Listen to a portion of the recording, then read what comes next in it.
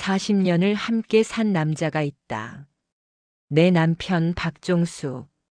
젊었을 때는 사랑했다. 아니, 사랑했다고 생각했다. 시간이 지나며 그 감정이 사랑이었는지 아니면 그냥 익숙함이었는지 구분이 안 됐다. 우리는 부부였다. 법적으로, 사회적으로. 하지만 마음으로는 이미 오래전부터 남이었다. 같은 집에 살지만 같은 공간을 공유할 뿐 같은 삶을 사는 건 아니었다. 나는 괜찮다고 생각했다. 이게 결혼이라고, 이렇게 늙어가는 거라고. 모든 부부가 다 이렇게 산다고. 하지만 틀렸다. 나만 그렇게 살고 있었다. 내 이름은 서윤이. 이것은 40년을 함께 산 남편에게 배신당한 여자의 이야기다. 슬픔에서 시작해 분노로 끝난, 그리고 결국 아무것도 남지 않은 여자의 이야기. 그것은 내가 먼저 제안했다. 조론. 남편이 퇴직한 후 집에 있는 시간이 늘어났다. 처음에는 어색했다. 40년을 함께 살았지만 하루 종일 같은 공간에 있으니 오히려 더 불편했다. 우리는 대화가 없었다. 아침 인사, 끼니 확인, 그게 전부였다. 같은 거실에 앉아 있어도 각자 다른 것을 봤다. 나는 TV를, 남편은 핸드폰을. 밥 먹었어요? 응. 저녁은 뭐 먹을래요? 아무거나. 이게 우리의 대화였다. 40년을 함께 살았는데 할 말이 이것밖에 없었다. 외로웠다. 남편이 바로 옆에 있는데도 외로웠다. 아니, 옆에 있기 때문에 더 외로웠다. 혼자 있으면 그냥 혼자인 거지만 누군가와 함께 있으면서 외로운 건 더 슬픈 일이었다. 이렇게 살 바에는 차라리. 어느 날 저녁 나는 용기를 냈다. 당신, 우리 이렇게 살 거예요? 남편이 고개를 들었다. 놀란 표정이었다. 내가 먼저 이런 이야기를 꺼낸 게 얼마만인지. 뭐가? 이렇게 한 집에 살면서 남보다 못하게. 차라리 각자 살아요. 조론이라고 하잖아요. 이혼은 아니고 그냥 각자 사는 거. 남편은 잠시 침묵했다. 그리고 너무 쉽게 대답했다. 좋아. 그렇게 하지. 너무 쉬웠다. 40년을 함께 산 사람이 각자 살자는 제안에 고민도 없이 동의했다. 서운했다. 아니, 허무했다. 역시 나한테는 관심이 없구나. 대신 조건이 있어요. 나는 현실적으로 생각했다. 감정은 이미 끝났지만 삶은 계속되니까. 재산은 건드리지 말고 밖에서 뭘 하든 아이들한테는 티내지 마요. 명절이나 가족 행사 때는 같이 있어주고. 알았어. 그렇게 우리는 조론을 시작했다. 법적으로는 여전히 부부지만 실질적으로는 남이 되었다. 각자의 방을 쓰기로 했다. 남편은 작은 방으로, 나는 안방을. 식사는 각자 알아서. 외출도 자유롭게. 간섭하지 않기로. 처음에는 편했다. 눈치 볼 필요도 없고 억지로 대화를 만들 필요도 없었다. 하지만 그 편안함은 곧 공허함으로 바뀌었다. 이게 내 인생의 끝인가? 나는 62세였다. 아직 20년, 아니 30년은 더 살 수 있었다. 그 긴 시간을 이렇게 공허하게 보내야 한다니. 조론 후 몇 달이 지났다. 남편에게 변화가 보이기 시작했다. 미묘한 변화들. 처음에는 눈치채지 못했다. 아니, 관심이 없어서 보지 못했다. 외출이 잦아졌다. 예전에는 하루 종일 집에 있던 사람이 이제는 아침이면 나갔다 저녁에 들어왔다. 어디 가세요? 산책. 매일 산책만 해요? 친구들도 만나고 그러려니 했다. 졸혼했으니 각자 자유롭게 사는 게 맞았다. 하지만 이상한 점들이 하나둘 눈에 들어오기 시작했다. 옷차림이 달라졌다. 예전에는 집에 있을 때 늘 편한 옷만 입었는데 이제는 외출할 때 신경을 쓰는 것 같았다. 깔끔한 셔츠, 다림질한 바지. 나이 들어서 멋부리나?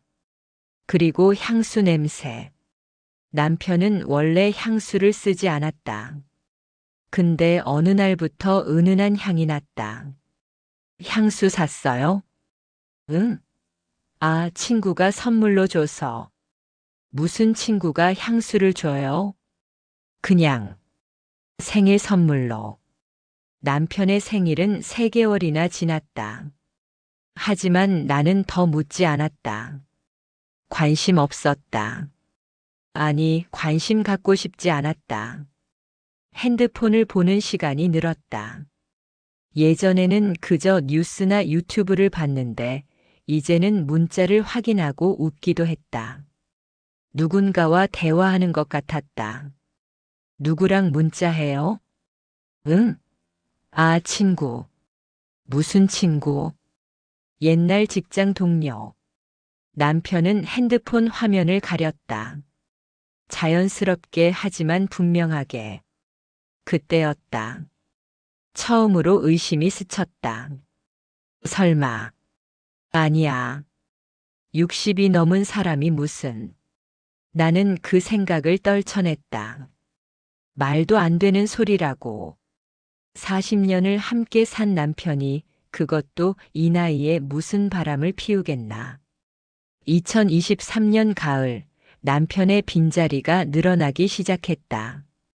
당신 요즘 집에 없는 날이 많네요. 친구가 지방에 사업하는데 거기 가서 좀 도와주기로 했어. 무슨 사업? 작은 거래처 관리 같은 거. 한 달에 2주 정도는 거기 있어야 할 것 같아. 2주씩이나요? 응. 친구가 나이 들어서 혼자 하기 힘들어 하더라고. 이상했다.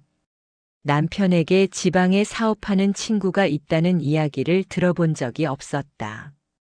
40년을 함께 살았는데 그런 친구가 있었나? 무슨 친구예요? 이름이 뭔데요? 당신 모르는 사람이야. 대학 동기. 전화번호 좀 알려줘요. 혹시 급한 일 있을 때 연락해야 하니까. 나한테 전화하면 돼. 왜 친구한테까지 전화를 해? 남편은 짜증 섞인 목소리로 말했다. 그리고는 짐을 싸서 나갔다. 나는 텅 빈 집에 혼자 남았다. 40년 만에 처음 느끼는 이상한 기분이었다. 외로움? 아니었다. 외로움은 익숙했다. 불안함? 그것도 아니었다. 의심? 그것이었다. 무언가 이상하다. 하지만 확신할 수 없었다. 증거도 없고 그저 직감일 뿐이었다. 남편이 없는 2주 동안 나는 그의 방을 들여다봤다. 무언가 단서가 있을까 싶어서. 하지만 아무것도 없었다. 깨끗하게 정리된 방. 사적인 물건도 편지도 사진도 없었다. 내가 너무 예민한가? 나는 스스로를 의심했다. 졸혼 후 혼자 있는 시간이 많아지면서 쓸데없는 생각을 하는 건지도 몰랐다. 2주 후 남편이 돌아왔다. 다녀왔어요. 어떻게 지냈어요? 그냥 뭐. 바빴어. 남편의 얼굴에 피로가 보였다. 하지만 동시에 뭔가 밝아 보이기도 했다. 생기가 있었다. 마치 무언가 좋은 일이 있었던 것처럼. 기분 탓이겠지. 나는 또 그렇게 생각하며 넘어갔다. 2024년 봄, 딸 지혜가 집에 왔다. 엄마, 아빠 어디 가셨어요? 지방에. 친구 일 도와주러. 또요? 요즘 자주 가시네요? 그러게. 한 달에 2주씩 가. 딸의 표정이 굳었다. 엄마 아빠 무슨 일 하시는지 정확히 알아요? 친구 사업 도와준다잖아. 무슨 사업인데요? 그건 나도 잘 모르겠어. 작은 거래처 관리 같은 거래. 엄마가 그것도 몰라요? 딸의 목소리에 걱정이 묻어났다. 엄마, 혹시 아빠가 이상한 일에 휘말린 거 아니에요? 요즘 노인 대상 사기도 많고. 아니야. 그럴 리 없어. 하지만 나도 확신할 수 없었다. 정말 친구 일을 도와주는 게 맞을까? 제가 한번 확인해 볼게요. 딸이 남편에게 전화했다. 나는 옆에서 듣고 있었다. 아빠, 저 지혜예요. 어디세요? 지방에. 무슨 일 하세요? 정확히. 친구 도와주는 거야. 왜? 그 친구 이름이 뭔데요? 무슨 사업 하시는데요? 그냥 작은 사업이야. 걱정 마. 아빠 혹시 이상한 일에 휘말린 거 아니죠? 사기 같은 거? 무슨 소리야? 그럴 리 없지. 그럼 주소 알려주세요. 제가 한번 가볼게요. 오지 마. 바빠. 남편의 목소리가 급해졌다. 왜요? 뭐가 문제예요?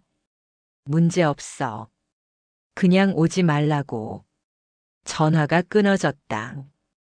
딸이 나를 봤다. 엄마, 뭔가 이상해요. 아빠가 뭔가 숨기는 것 같아요. 그럴까? 엄마는 정말 아무것도 몰라요? 아빠가 실제로 어디 가는지 뭘 하는지. 나는 대답하지 못했다. 정말 몰랐다. 아니, 알고 싶지 않았다. 엄마, 제가 한번 알아볼게요. 아빠, 뭔가 이상해요. 딸은 걱정스러운 표정으로 돌아갔다. 나는 혼자 남았다. 그날 밤 나는 남편의 통화 내역을 봤다. 핸드폰을 몰래 확인했다. 수많은 전화 기록.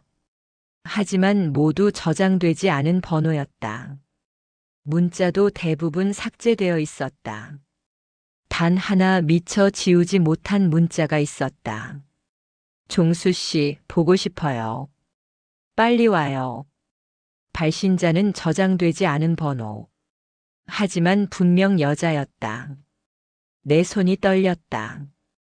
그 문자를 본 후 나는 달라졌다. 의심은 확신이 되었다. 남편에게 다른 여자가 있다. 처음에는 믿고 싶지 않았다. 60이 넘은 나이에 40년을 함께 산 사람이 설마. 하지만 증거는 명확했다. 그 문자, 잦은 외출, 향수 냄새, 달라진 옷차림. 나는 아들 민수에게 전화했다. 민수야, 엄마야. 엄마 왜요? 아빤데. 요즘 뭔가 이상해. 지혜도 그렇다고 했지? 네. 누나가 저한테도 말했어요.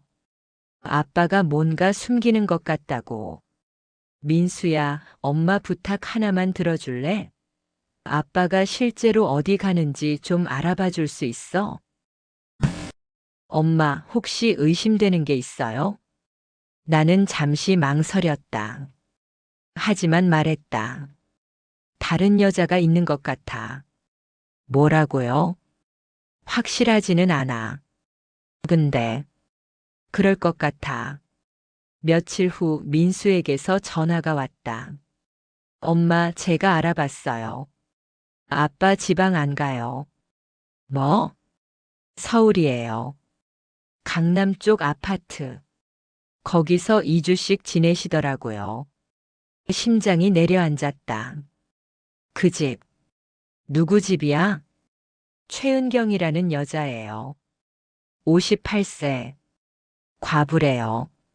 세상이 무너지는 것 같았다. 엄마 괜찮으세요? 응. 고마워, 민수야. 나는 전화를 끊었다. 그리고 주저앉았다. 40년. 40년을 함께 살았다. 자식을 낳고 함께 키우고 부모를 봉양하고 가난한 시절을 함께 이겨냈다. 사랑은 식었어도 동반자였다. 인생을 함께 걸어온 사람이었다. 그런데 배신했다. 다른 여자가 있었다.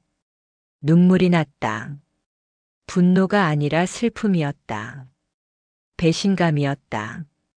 왜 나한테는 말하지 않았어? 졸온 상태였다. 각자 살기로 했다. 만약 남편이 다른 사람을 만나고 싶다면 이야기했으면 됐다. 그럼 이혼했을 것이다. 하지만 남편은 숨겼다. 거짓말했다. 나를 속이면서 다른 여자와 살았다. 나는 뭐야? 그럼 나는 뭐야? 법적 아내. 명절 때만 필요한 형식적인 존재. 비참했다. 슬픔은 오래가지 않았다. 곧 분노로 바뀌었다. 어떻게 감히. 나는 40년을 바쳤다. 남편의 뒷바라지를 하며 시부모를 모시며 자식들을 키우며 내 청춘을, 내 시간을, 내 인생을 이 남자에게 줬다. 그런데 이게 뭐야? 60이 넘어서 바람을 피우다니. 조론이 바람 피워도 된다는 뜻이야?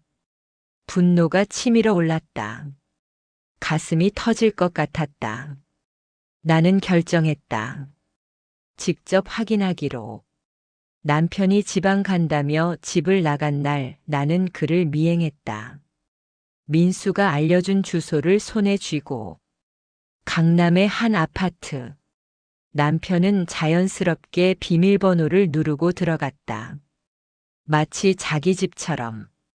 나는 1층 로비에서 기다렸다. 1시간, 2시간. 그리고 봤다. 남편이 한 여자와 함께 나오는 것을. 50대 후반으로 보이는 여자. 단정한 옷차림에 남편과 팔짱을 끼고 있었다. 그들은 웃고 있었다. 행복해 보였다. 남편의 얼굴. 나는 오랫동안 보지 못했던 표정이었다. 편안함, 행복, 사랑. 칼로 찌르는 것 같았다. 저 표정을 나한테는 보인 적이 없잖아. 분노가 폭발할 것 같았다. 하지만 나는 참았다. 그 자리에서 뛰쳐나가 소리 지르고 싶었지만 참았다. 아직 아니야. 증거를 더 모아야 해. 나는 그들을 따라갔다. 카페에 들어가 차를 마시고 공원을 산책하고 마트에서 장을 보는 모습. 부부 같았다. 아니, 우리보다 더 부부 같았다. 우리는 40년 동안 한 번도 저렇게 다정하게 걷지 않았어. 씁쓸했다. 그리고 화가 났다. 나는 3개월을 기다렸다. 증거를 모으며 변호사를 알아보며. 그리고 남편에게 말하지 않았다. 아는 척하지 않았다. 평소처럼 행동했다. 지방 갔다 왔어요? 응. 힘들었겠네요. 괜찮아. 우리는 연기했다. 남편은 평범한 남편인 척, 나는 모르는 아내인 척. 하지만 나는 알고 있었다. 남편이 어디 가는지, 누구와 있는지, 무엇을 하는지. 분노는 깊어졌다. 매일 밤 혼자 울었다. 40년이 헛되다는 생각에. 내가 뭘 잘못했지? 돌이켜봤다. 나쁜 아내였나? 아니었다. 집안일 다 하고 시부모 모시고 자식 키우고 남편 뒷바라지하고 사랑이 식었다고. 그건 서로 마찬가지였다. 나만 그런 게 아니었다. 그런데 왜 남편만 다른 사람을 만났지? 왜 나는 안 됐는데 남편은 돼? 불공평해. 어느 날 나는 남편에게 물었다. 넌지시 당신 요즘 표정이 밝아 보여요. 그래?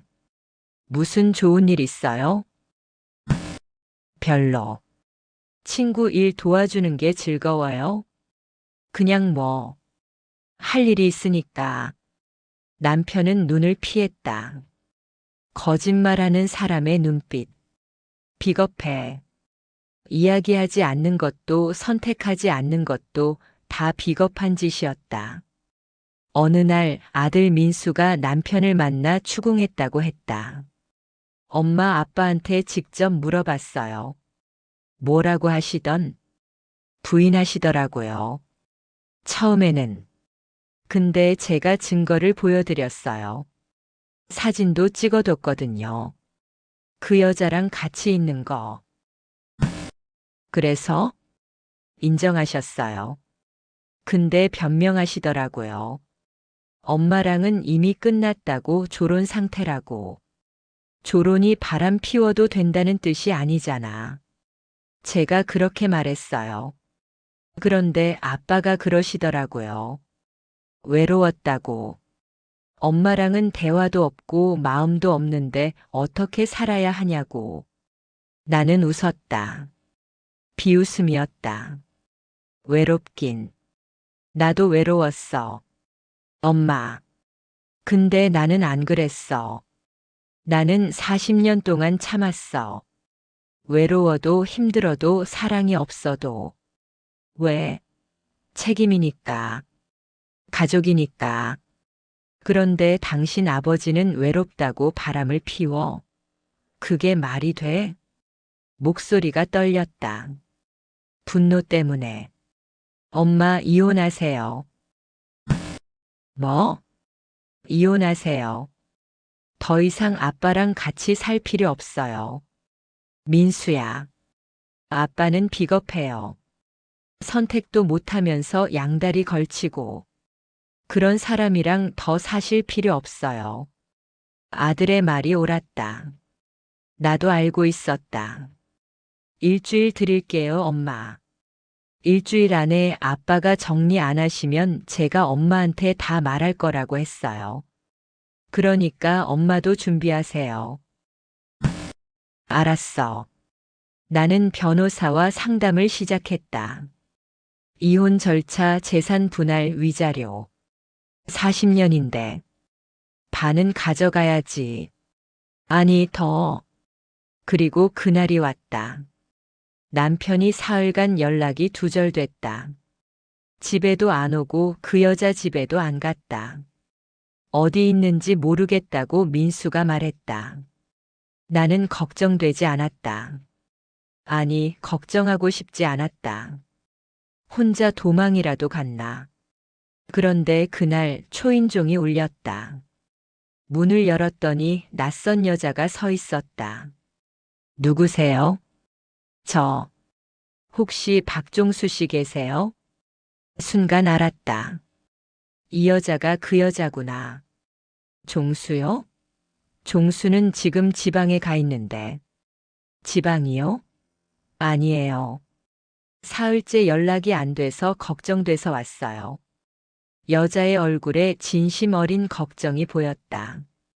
그게 더 화가 났다. 당신, 누구세요? 우리 남편이랑 무슨 사이예요? 여자의 얼굴이 창백해졌다. 그때 남편이 나타났다. 멀리서 뛰어왔다. 은경 씨. 은경. 그게 그 여자의 이름이구나. 종수 씨. 어디 계셨어요? 연락도 안 하고. 미안해요. 급한 일이 있어서. 나는 그들을 보며 물었다. 차갑게. 당신 이 여자가 누구예요? 여보, 이건 이 여자가 그 지방 친구 일 도와준다던 그거랑 관계 있어요? 남편의 얼굴이 굳었다. 설명할게요. 일단 안으로. 설명은 무슨. 다 보이네요. 당신 바람 피웠구나.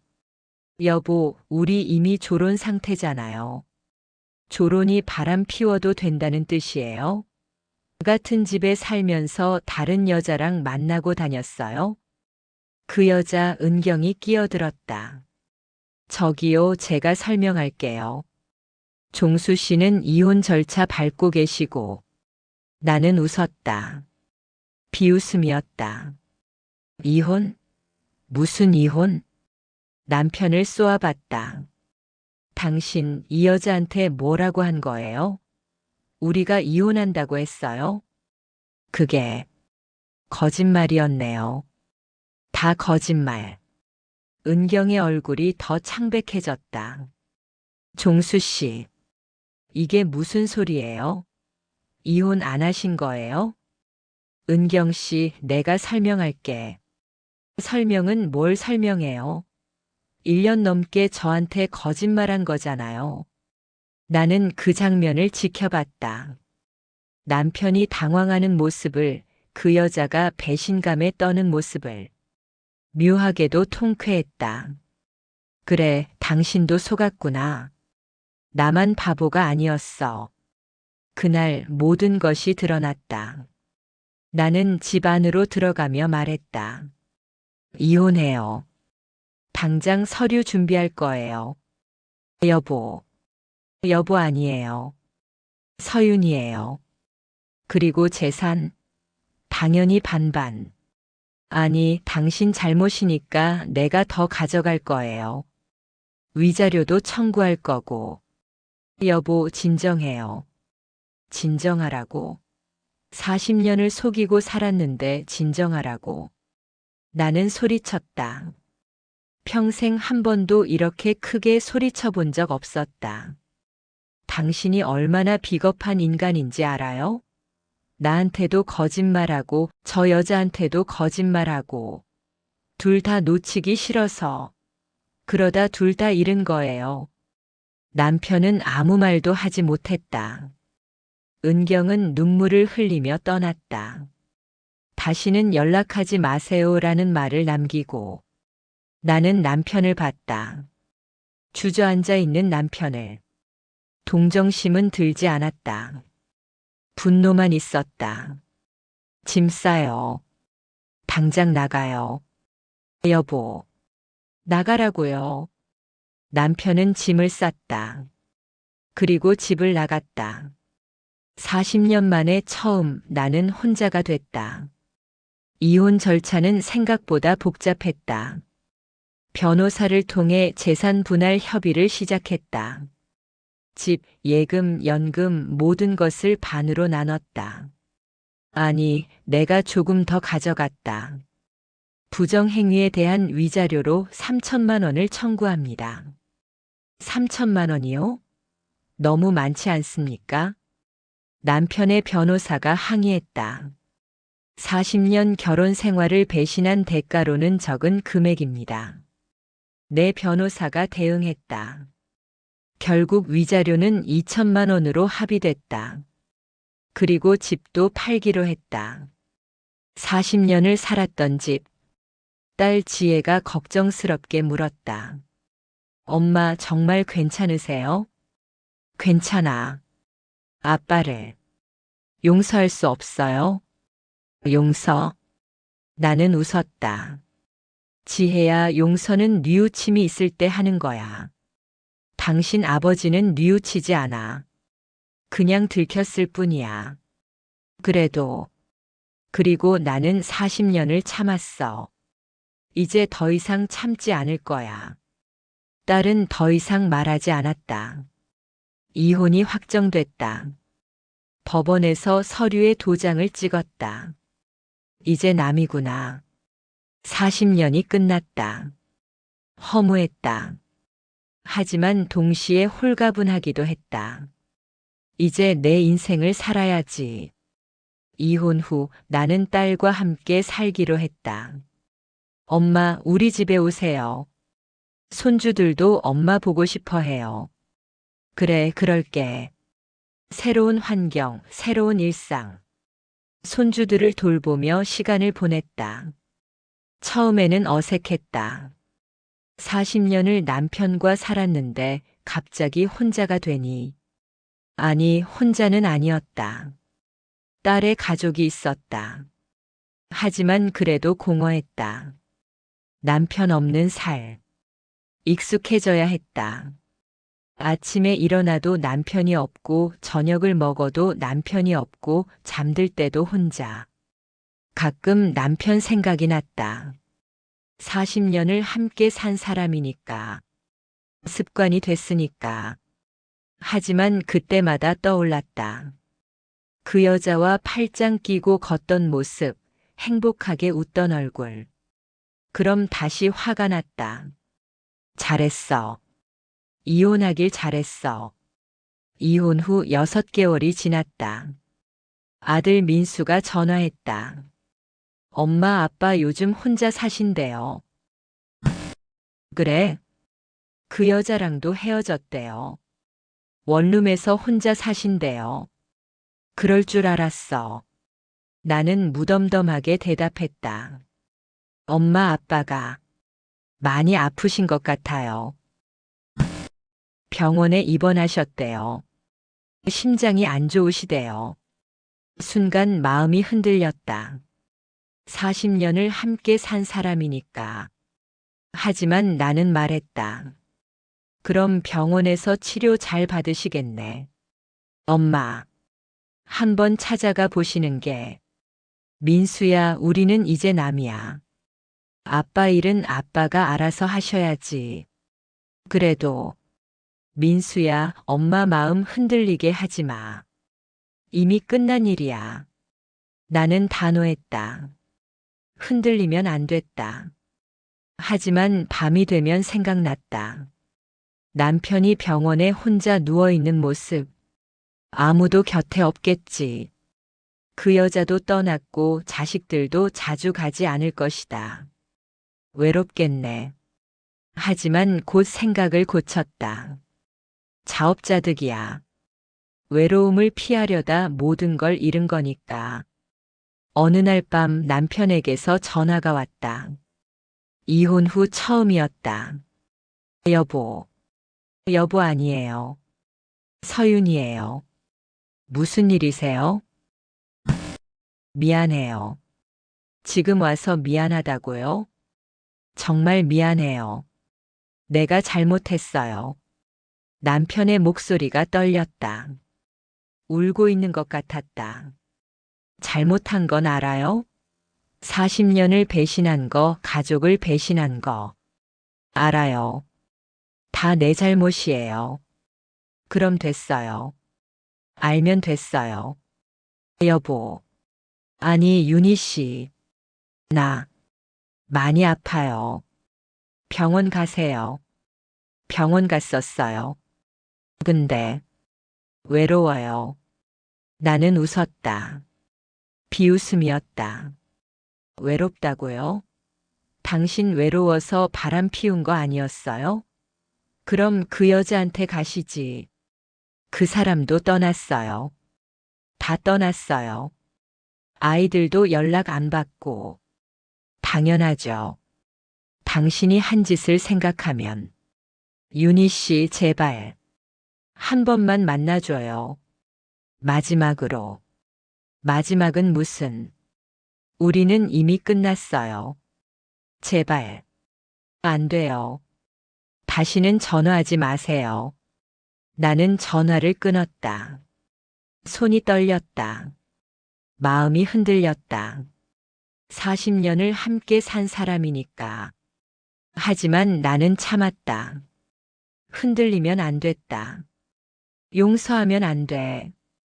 용서하면 내가 바보가 되는 거야. 그리고 한 달 후, 아들에게서 전화가 왔다. 엄마, 아빠가 돌아가셨어요. 세상이 멈춘 것 같았다. 뭐라고? 심장마비로. 혼자 계시다가. 엄마 괜찮으세요? 괜찮을 리가 없었다.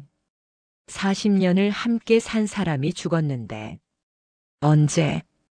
사흘 전이요. 집주인이 발견했대요. 사흘 전. 네. 월세를 안 내셔서 확인하러 갔다가. 사흘. 사흘 동안 아무도 몰랐다는 뜻이다. 장례식은 내일이에요. 엄마 오실 거예요? 나는 망설였다. 가야 할까 말아야 할까? 가볼게. 장례식장은 한산했다. 조문객이 거의 없었다.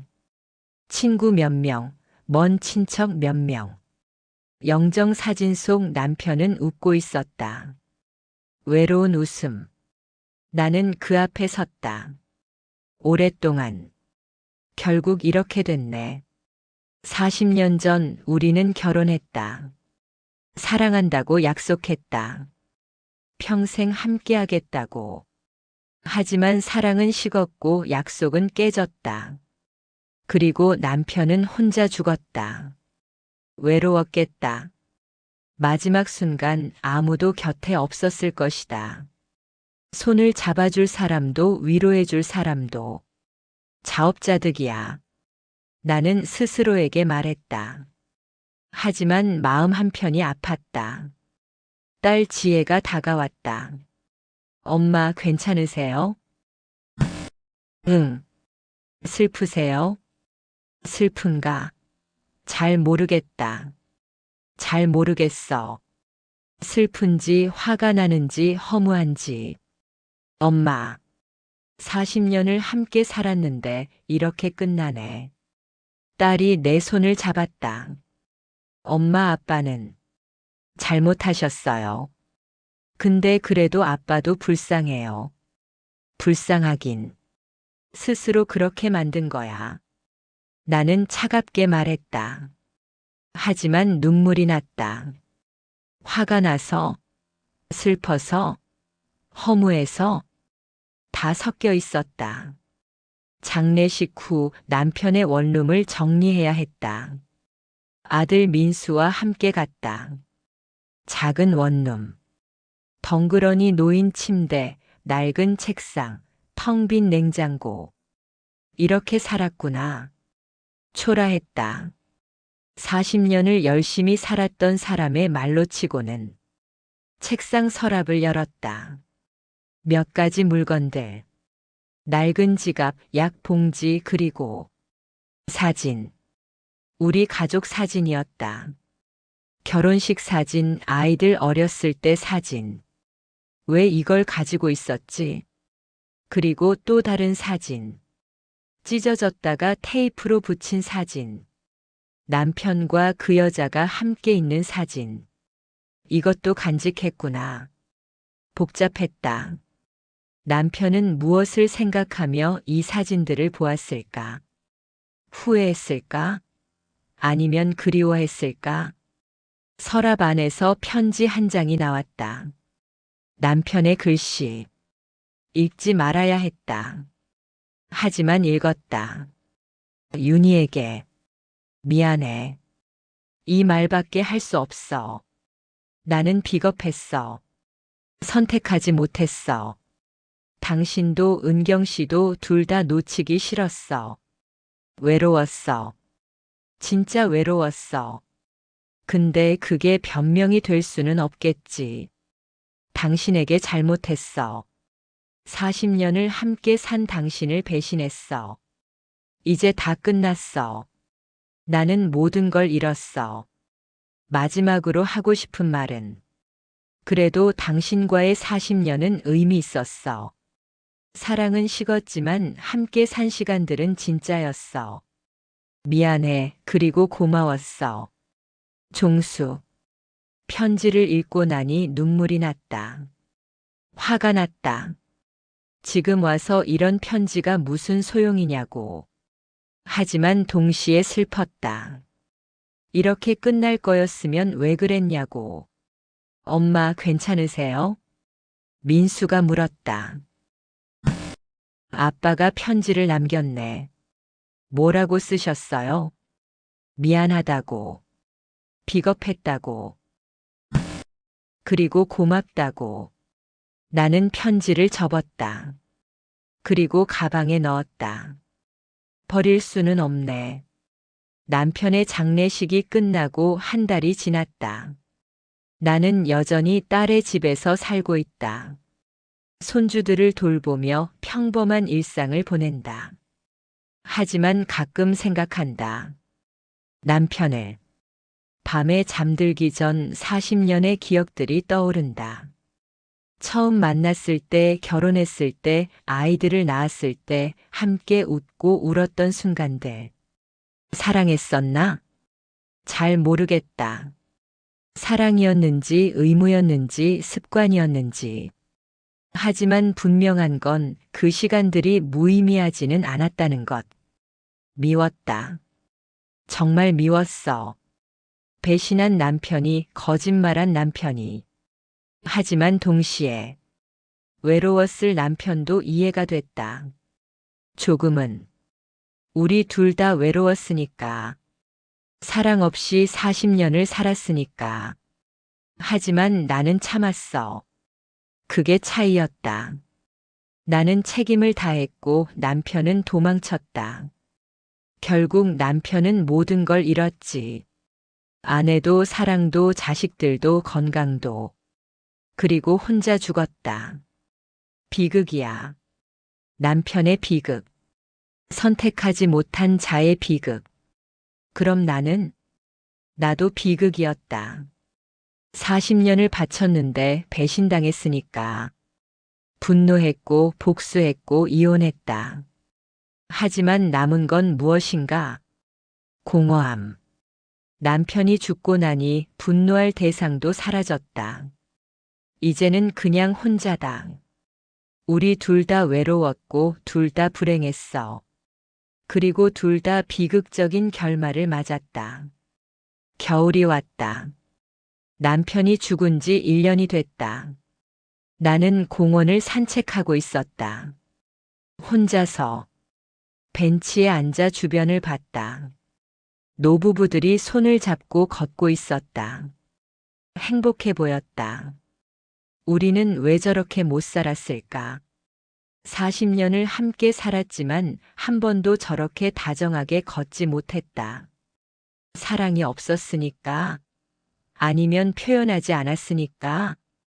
잘 모르겠다. 핸드폰이 울렸다. 딸 지혜였다. 엄마 어디세요? 공원. 또 혼자 산책하세요? 같이 갈 걸 그랬어요. 괜찮아. 혼자 있고 싶어. 엄마, 오늘 아빠 기일이에요. 잊으셨어요? 아니, 알고 있어. 성묘 갈 거예요? 나중에. 전화를 끊었다. 기일. 벌써 1년이 지났다. 미운 건 여전해. 배신한 남편이, 비겁했던 남편이.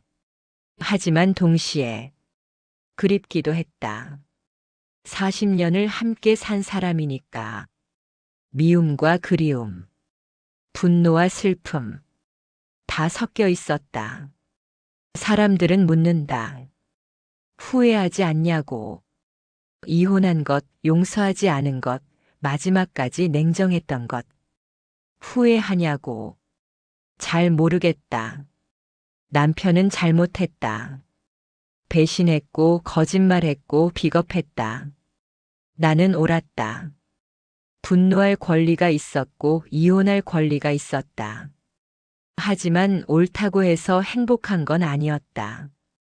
남편은 외로움을 피하려다 모든 것을 잃었다. 나는 책임을 다했지만 결국 혼자가 됐다. 우리 둘 다 불행했다. 40년을 함께 살았지만 서로를 이해하지 못했다. 남편은 외로움을 견디지 못했고 나는 배신을 용서하지 못했다. 그리고 우리는 둘 다 비극적인 결말을 맞았다. 남편은 혼자 죽었고 나는 혼자 살고 있다. 미웠다. 정말 미웠다. 하지만 동시에 외로웠을 당신도 조금은 이해한다. 우리 둘 다 불행했으니까. 사랑 없이 40년을 살았으니까. 그래도 용서는 안 돼. 당신은 비겁했고 나를 배신했으니까. 하지만 가끔 가끔은 생각해. 우리가 조금 더 솔직했더라면, 조금 더 대화했더라면, 달라졌을까? 잘 모르겠다. 이제는 다 끝났으니까. 당신은 죽었고 나는 살아있다. 둘 다 외로운 결말. 남편의 묘 앞에 섰다. 꽃을 놓았다. 미웠어요. 정말 많이. 하지만 편히 쉬어요. 그것이 내가 할 수 있는 마지막 말이었다. 용서는 아니었다. 하지만 보내주는 것. 40년의 무게를 내려놓는 것. 나는 돌아섰다. 혼자 걸어갔다. 앞으로도 혼자일 것이다. 하지만 괜찮다. 나는 책임을 다했으니까. 당당하니까. 외롭지만 비겁하지는 않으니까.